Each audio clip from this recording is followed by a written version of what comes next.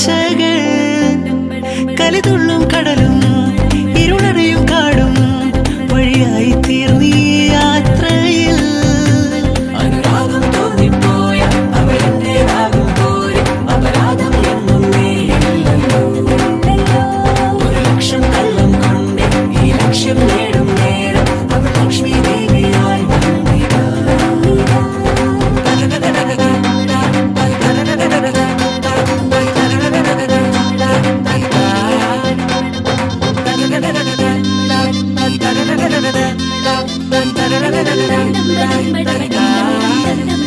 ഒരു സ്വപ്നം പോലെ കൺമുന്നിൽ കണ്ടേ പല നാളായി കാക്കും ആശകൾ